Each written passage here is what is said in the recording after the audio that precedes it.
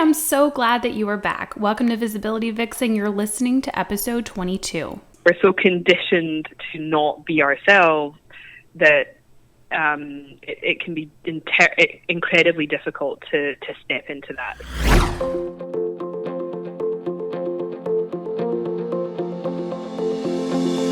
Welcome to the Visibility Vixen podcast, where we create space to grow our brand with intention and clarity, one episode at a time.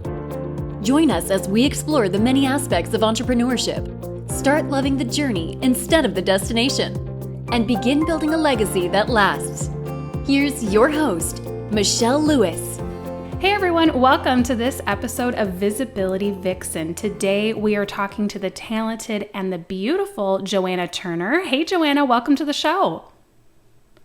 Hey, I'm so glad to be here, Michelle. Thanks for having me. So this is really cool. I actually booked Joanna on the podcast, and then I was going to this event called the Entrepreneur Edge Live. And I saw her as one of the promotional photos, and I saw her photo there. So I'm like, oh, that's cool. She's going to be a speaker. No, she was heading up the entire event. So I got 3 amazing days with Joanna, and it was absolutely fantastic. So to be able to bring her onto the show after such a legendary event is just amazing. So Joanna, do you want to give our guests a little bit of a glimpse into what you did at that event? Sure. I actually didn't realize you didn't know I was running it. That's funny. So sure, it was a 3-day live event in Los Angeles at the beautiful Line Hotel for female entrepreneurs. And we really walked them through a process that I just actually loved. And the day one was really about dreaming big and focusing in on your big vision, what you truly want in life. Because I think as women entrepreneurs, we often don't even know what we want. We think it's bad to want certain things. And so it was really to allow ourselves to open that up a bit, dream bigger. We had a spirituality panel that day. Then day 2 really was all about money blocks and removing all of the things that hold us back and stopping us from then achieving the big vision. So I think a lot of visibility stuff, money blocks, all of that kind of stuff. We had a branding panel on day 2.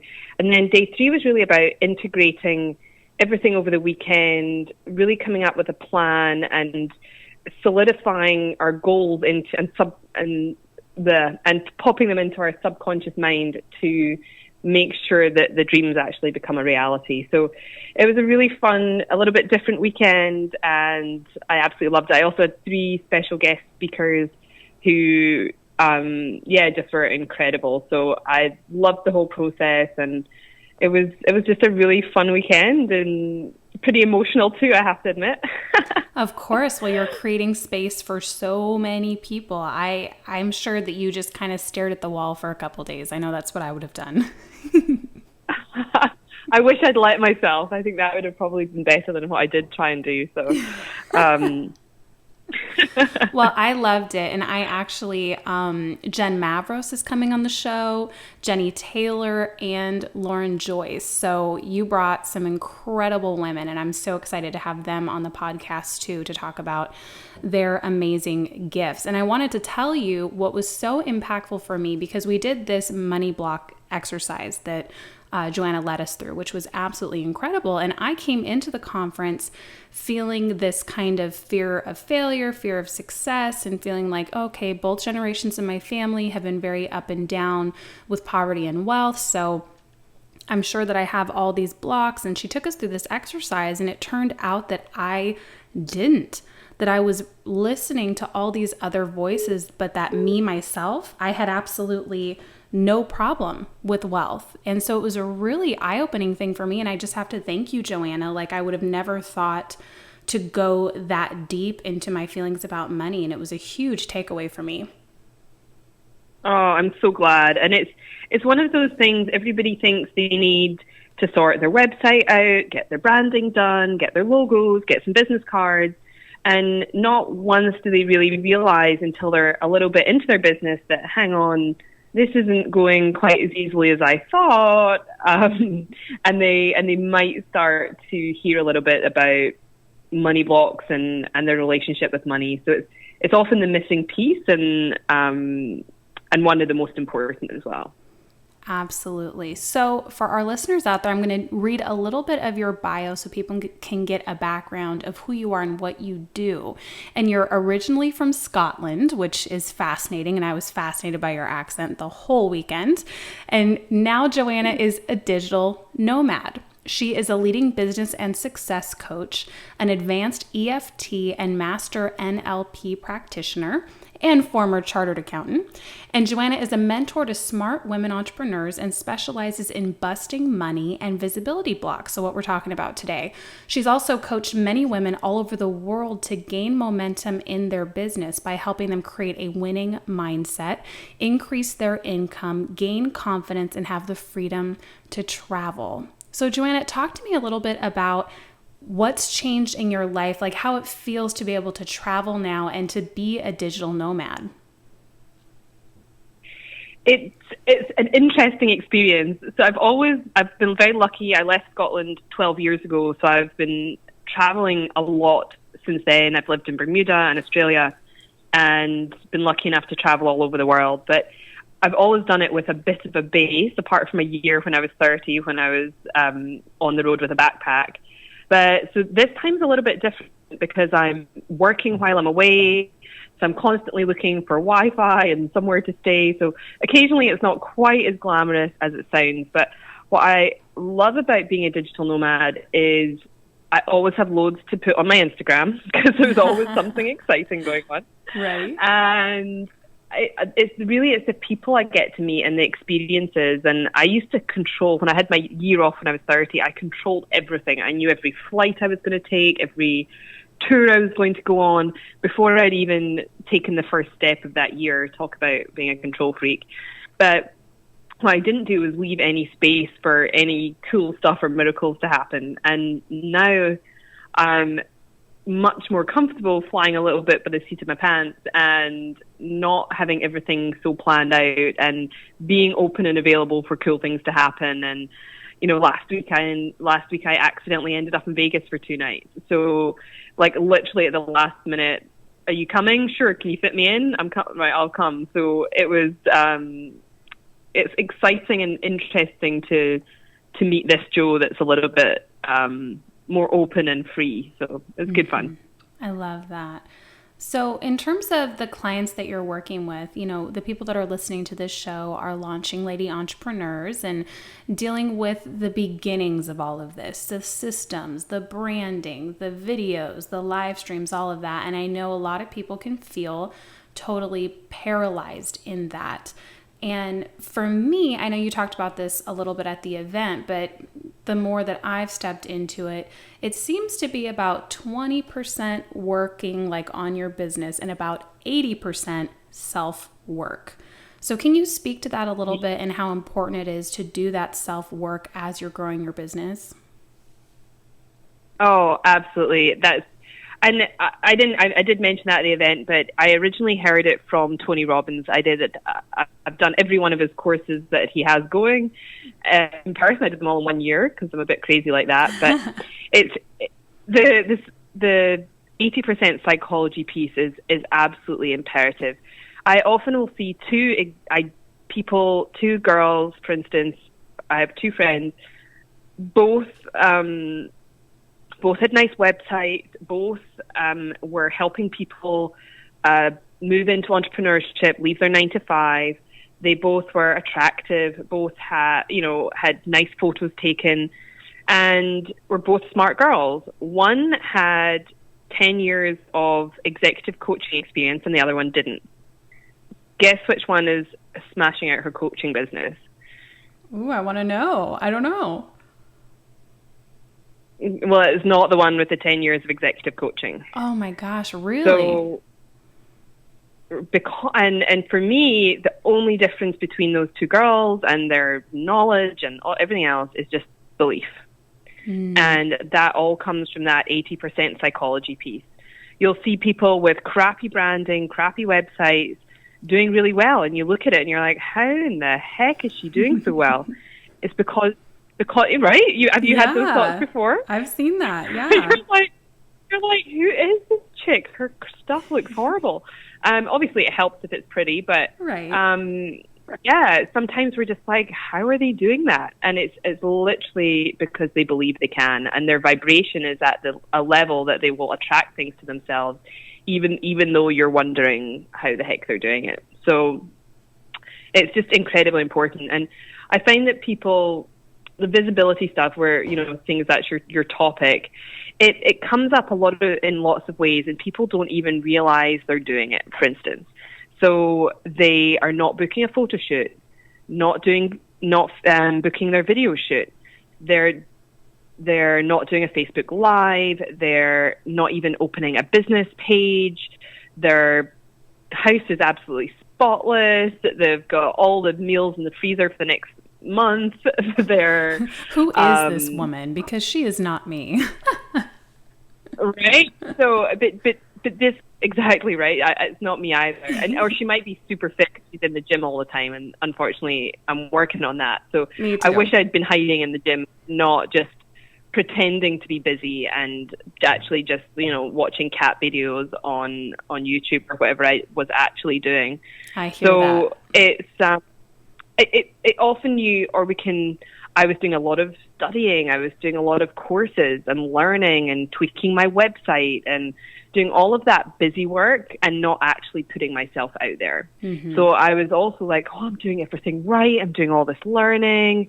And the thing was, I didn't really want to tell anybody what I did because I was embarrassed. I was scared of judgment, scared of the trolls, scared of everything, scared of them thinking I was too fat or not pretty enough, or, oh my goodness. So yeah, we do a lot of that. We do. And I still do something.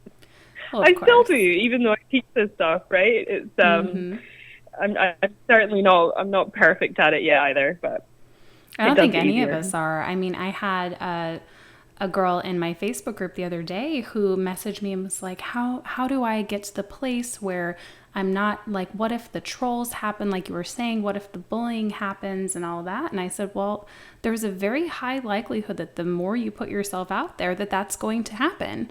But if you're not doing the self-work and the mindset work and all that, where that will happen and maybe take you down for a few minutes, but then you can release it and move forward, then that's where you can really get stuck. Yeah, I think you're totally right. I think instead of just knowing that at some point, if you get big enough and if you take enough of a firm stance, then it will probably happen just because you're going to trigger somebody. Right. And it's never about you, usually. It's usually about them, something they're not claiming in themselves, or the fact that you're doing something with your life and they're not. Yeah. So if it's family, they're usually coming from a place of love and trying to protect you, and starting a business is pretty scary. So for them as well, because they don't really understand, I guess. So that's often where the family thing comes from. Mm-hmm. I find most people will come round eventually. Yeah. And if they don't, it's probably not worth hanging on to them for the sake of your dreams, for somebody that's going to be negative anyway.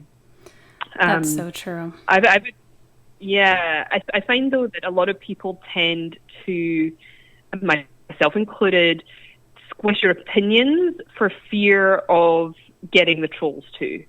So we often don't speak our truth because, or what will they think? What will they? So we end up being a little bit beige in the middle of the road with sort of, kind of not completely going there and not completely saying what we truly want to say.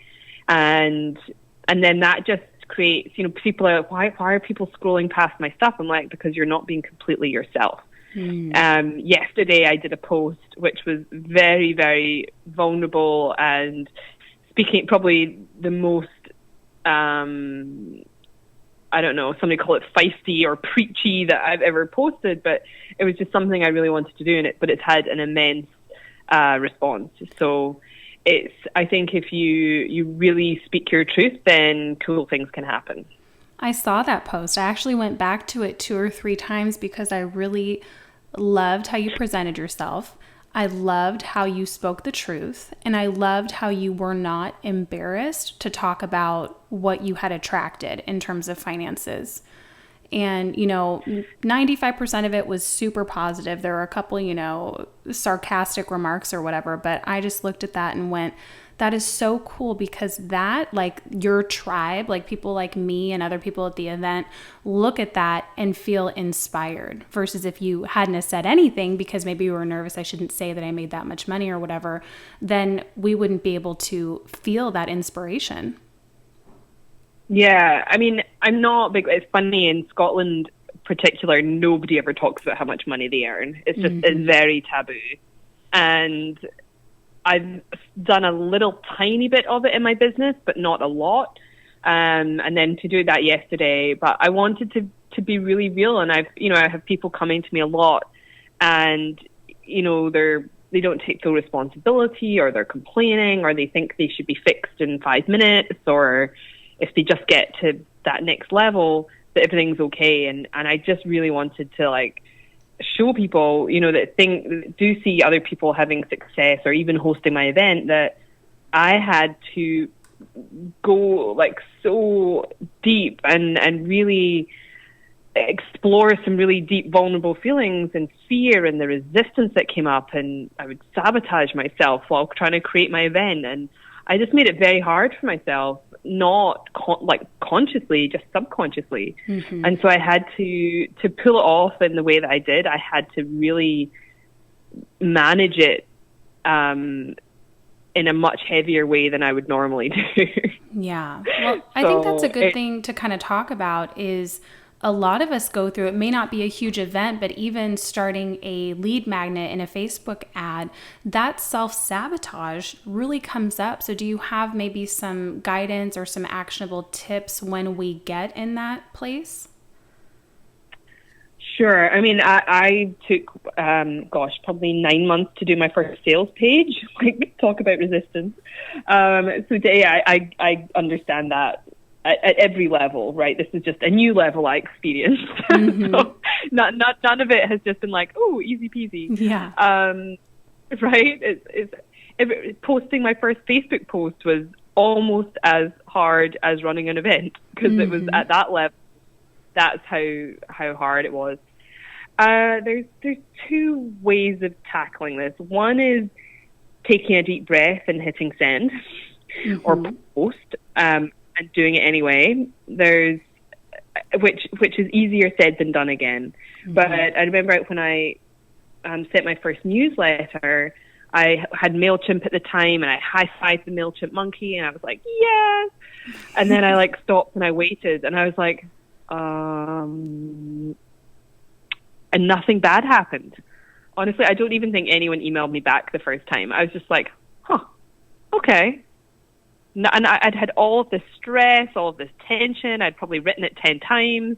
Probably took me 2 days to write this first newsletter, and nothing happened. And I was just like, interesting. And sometimes we have this massive fear, and then it's really unfounded. And so the more that you take a deep breath, hit the post button, close your eyes. Yes, you'll probably monitor it 100 times the first day, and nothing bad happened. Oh, okay, cool. Maybe I'll do another one. So that's one way of doing it, just being a bit brave. The other one is working on the fear. So quite often for women, being visible is not safe. So it's like, what's on the other side of being visible? What if you do hit post on this? And really exploring some of the worries and the stresses that are coming up for you. And when they're subconscious, you almost don't get a chance to even rationalize them. So if you journal about it or get really honest with yourself, what am I really fearing? Whose judgment am I really fearing? Especially, is it like, am I really just worried my dad's going to see it? And for me, I've talked quite a bit about my family, and sometimes that's my biggest stress. I'm like, oh God, please don't let my dad see this. Or, a family member or a friend or it's like, who am I actually worried about? Like, who matters to me so much that I'm worried about their opinion of me? Right. And if you can be honest enough with yourself to figure out who that person is, it might be old school friends that bullied you, or, you know, or the guy that bullied you when you were a teenager or something. If you figure out who that person is that you're actually worried about, then often if it is somebody close, be like, having a conversation and going, do you know, like, starting my business is really challenging, and I value your opinion so much that I'm stopping myself from posting things on Facebook because I'm worried about what you're going to think. Can we just have a conversation about it? Yeah. Having a outing that and getting really clear on who you're stressed about could be a massive, massive breakthrough for someone. Often it's their best friends, a cousin. It's really, it just depends. So having that conversation could be a really important thing. Writing it down and having the conversation about it with yourself might be important, if you don't feel like you can actually voice it. And then figuring out what the fear is. And so for a lot of people, it's being seen as a fraud, imposter syndrome, especially if they've had a different career and then starting a new one. So it's asking that, is it true? Am I a fraud? Am I actually better at this than I'm giving myself credit for? Or do I need to go and get some sort of training or certification so as I'm not putting myself in that situation? So it might be a little bit more training to give you that confidence, or it might be claiming the expert within you that, yeah, actually you do know more than you think you do. So I'll also just be very aware of and I've probably fallen into this category of doing excessive amounts of training because I wanted to be really, really good and the best. One of the traps I see some people falling into is that they will just do training after training after training after training and never actually start anything. And when they fall into that trap, it becomes harder and harder to ever get started. So it's like, when will enough be enough? When will you know enough to actually get started? I had one guy who was, we were talking about working together, and he had these massive dreams, massive financial goals for next year, but he was stuck in this perpetual training cycle. And I was like, if you want to come out and do this in a big way, I was like, you have to start building your list. You have to start your business. Like, we can, create those goals out of, fairy dust, and so actually just doing something and getting started is so important. Yes, training's good, but don't get sucked into doing that perpetually forever. I totally agree with that. And I am an overtrainer as well. And the other day, we have a lot in common, girl. We have so much in common. And we were both born blue. Amazing. But yeah, a couple days ago, I was having all these doubts, and I sat there and looked at it and went, okay, talking about visibility, talking about video. I grew up with my dad as a director, and I worked on film sets for 10 years. Why on earth is my mind doing this? And I think that sometimes listing your qualifications when you get into that space can be so powerful because no one else has had the same life experience that you've had. Exactly. And the definition of an expert is something along the lines of having more information than another person about something. Yes. And, we don't need to be, depending on what you're teaching, you don't need to be at the final destination because there is really no final destination. Just to finish that off, it's somebody that's a few steps ahead or has more knowledge than someone else. So you do not have to be at your end goal having completely reached this, if you're a weight loss coach, you don't need to be, with I don't know how many % body fat. If you are a wealth coach, you don't need to be a millionaire to help people. You just need to be a few steps ahead with the tools to be able to help other people. And I think we forget very quickly what we didn't know. I was at a talk just a couple of weeks ago at Evercoach, and on stage was Jess Nazarali, one of the girls who spoke at my event, and she made a comment about a lead magnet. And then something in her head, and she just stopped and went, does anybody not know what a lead magnet is?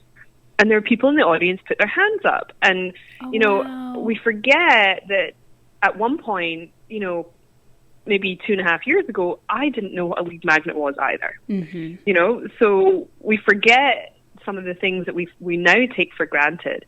She also said, then she was talking about podcasts, and then she stopped and she thought, well, if they don't know what a lead magnet is, maybe somebody doesn't know what a podcast is. Totally. And honestly, she said, does anybody not know what that is? And there were a few hands went up. And so, the basic stuff that you take for granted, not everybody knows. So you know more than you think you do was the message with that one. Yeah, and I think that's a really good point. And sometimes we get so overwhelmed and we feel like we can't measure up to what we see with other people doing with their Facebook ads and these huge returns and these huge amount of opt-ins. And it's like everyone started somewhere. Just go back to what you know and just share what you know from your heart in an authentic way. Absolutely. And that's the whole secret to everything is trying, and it's the secret, but it's also, and it sounds super simple, the just be yourself, be authentically you, it's also one of the hardest things in the world to do. Yes. We're so conditioned to not be ourselves that it can be incredibly difficult to step into that. So it's it sounds simple, but it's not quite as easy as it sounds. Mm-hmm. I totally relate to that. And I think that though it is so worth doing the work because it changes you. It changes you not only in your mindset, but in your frequency. It changes what you attract. It changes so many things. So it's absolutely worth the work. Mm. So love, let's talk about what you're focusing on right now. Oh, yeah. So this month, we're recording this on the 1st of September, which is really an exciting time. And I'm focusing this month on filling up my new mastermind and my 6-month group program. So that's really two big things for me at the moment. Awesome. And beyond that, I'm just attending more courses, funnily enough. Oh, we are so similar. I know. I feel like I always have a sales page up somewhere of a course that I'm interested in taking. Yeah, love it. Love it. Awesome. So in closing, since a lot of the women listening to this are just getting started and a lot of them feel that invisibility, what would be the number one piece of encouragement that you'd like to give a ladypreneur right now who's feeling invisible? Watch what energy you're posting your things with. So if you feel like you've done a few posts on Facebook and nobody has liked it, commented on it, or done anything, and you do feel invisible. I've asked clients before, well, what did you, and they were like, oh, so it doesn't work. That's not that clearly isn't my target market. I'm going to change my target market. My offer didn't work. Nobody looked at it. Nobody liked it. Nobody commented. And I'm like, hold up just a second before we go changing your target market and your offer. I said, what were you thinking or feeling when you posted that?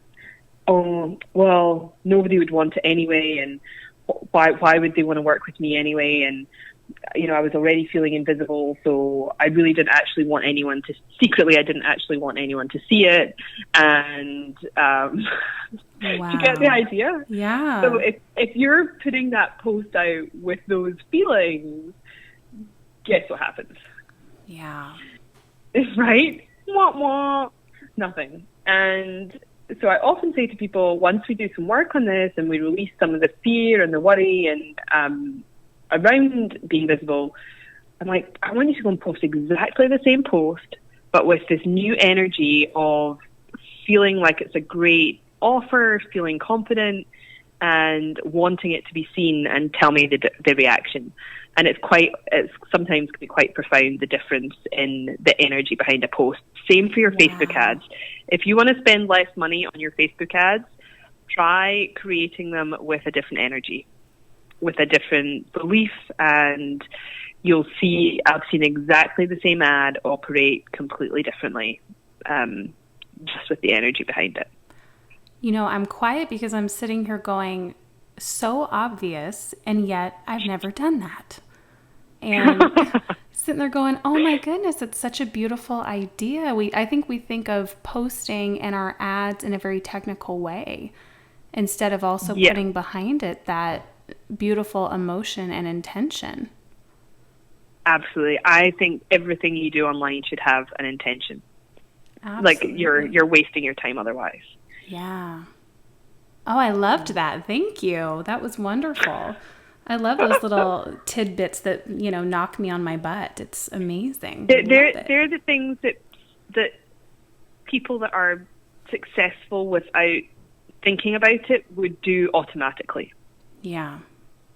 Right? That's something, if you spoke to somebody who's super successful, they might have never heard that notion, but if they actually unpacked what they did, I bet they do that.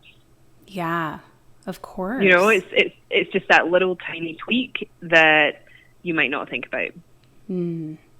Well, I could talk to you forever on this thing, and it would be like a 5-hour podcast. So I'm going to force myself to wrap up, and I want to talk to our audience about the wonderful freebie that you're offering. Can you tell them a little bit about it?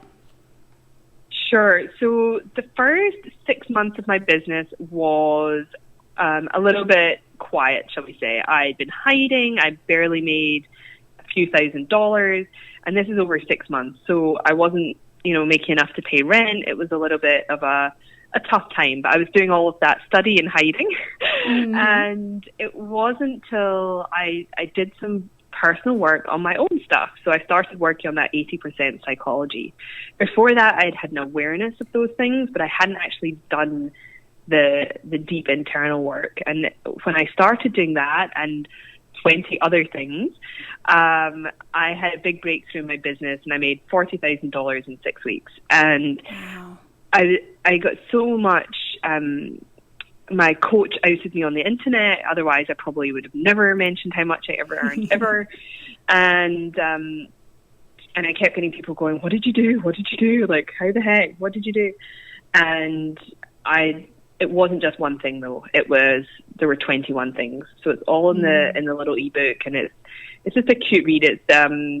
It's not one of those 3 steps and this is what's going to happen, because like I said in my post yesterday, it's a massive combination of everything. You can't expect one thing to work for you. So it was definitely a combination of all the things that I've done. So hopefully you enjoy. Let me know. Yeah, well, I've read through it. I loved it. So I know that everyone listening will too. And if you are listening and you are on my site, you can click down below, just scroll down and you'll see the link to the workbook there.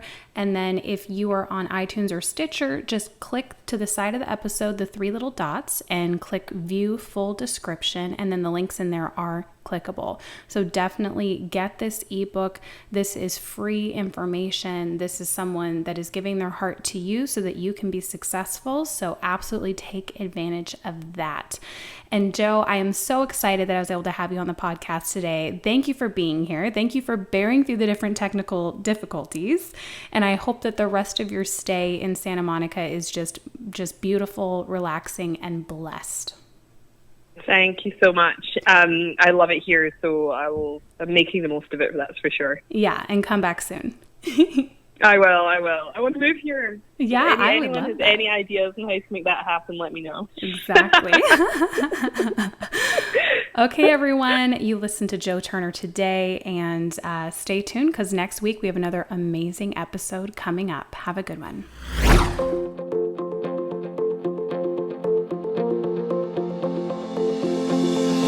Thanks for listening in today to the Visibility Vixen podcast. Subscribe now and share with a fellow Vixen who wants to start building their visibility. For more fire in your life and brand, visit visibilityvixen.com.